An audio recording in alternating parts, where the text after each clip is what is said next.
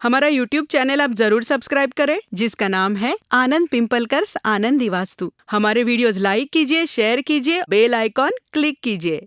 नमस्कार, मैं रचना। आनंदी वास्तु इस कार्यक्रम में आप सभी का फिर से स्वागत है। वास्तु विशेषज्ञ ज्योतिर्विद आनंद पिंपलकर जी से अभी हम मिलने वाले हैं। ओम सर, साईं राम। चौखट के बारे में इतनी अच्छी जानकारी आपने दी सर, लेकिन कुछ गलतफहमियां मेरे भी मन में हाँ। है, अपने प्रेक्षकों के भी मन में है। हाँ। उन्हीं में से एक महत्वपूर्ण गलतफहमी जो है, चौखट पर महिलाओं ने नहीं बैठना चाहिए, कंघी नहीं करनी है। हाँ, सर, हाँ। इस पर क्या उपाय है? नहीं, इसके पीछे न रचना कुछ न कुछ तकनीकी कारण है। इसके पीछे कारण ये है, पिछले जमाने का जो वक्त था वो महिलाओं के लिए उतना अनुकूल नहीं था, क्योंकि पुरुष प्रधान संस्कृति के कारण महिला पर्दे के पीछे रहती थी।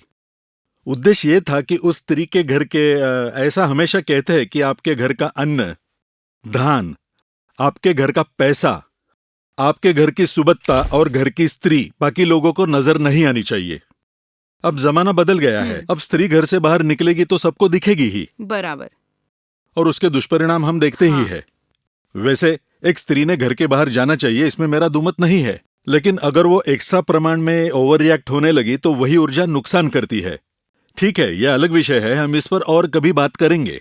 आपका सवाल क्या था, मुझे फिर एक बार बताइए। बात करते हुए मैं भूल गया। सर, मेरा सवाल ऐसे था, चौखट के बारे में जैसे गलतफहमियां हाँ, हैं, चौखट के वैसे बारे में, ही हाँ, और मुझे वही बताना था। देखो, ऐसे बात करते हुए कुछ भी विषय कहीं भी चले जाते हैं। क्या होता है, वास्तुशास्त्र इतना बड़ा है, हाँ। तो उस वक्त वो स्त्री लोगों के नजर में ना आए। और पिछले जमाने में आपको मालूम है क्या कि स्त्रियों ने दरवाजे पर बैठना, खिड़की में बैठना, ये बिल्कुल निषिद्ध वर्ज था। था पूरा। पूरा वर्ष था, क्योंकि लक्ष्मी उस दरवाजे से आती और जाती है, और स्त्री के पैरों में भी लक्ष्मी है। अगर वो दरवाजे पर बैठी तो लक्ष्मी निकल जाएगी।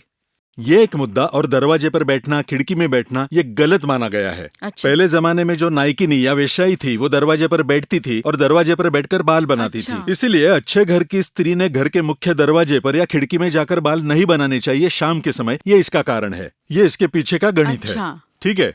अब फ्लैट सिस्टम में सब बंद होता है, अब दरवाजे पर जाकर कोई बाल नहीं बनाता, अब ड्रेसिंग टेबल आ गए हैं।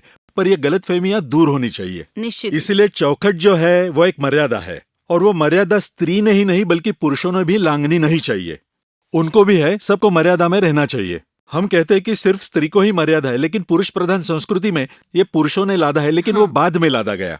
लेकिन जो मूल वेदों की संहिता है, जिस प्रकार से स्त्रियों को बंधन दिए है, उसी प्रकार पुरुषों को भी बंधन दिए है, और उस बंधनों का प्रतीक यानी चौखट है। बराबर।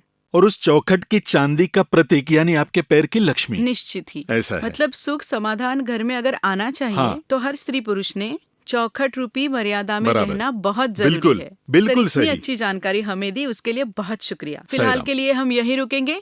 नमस्कार।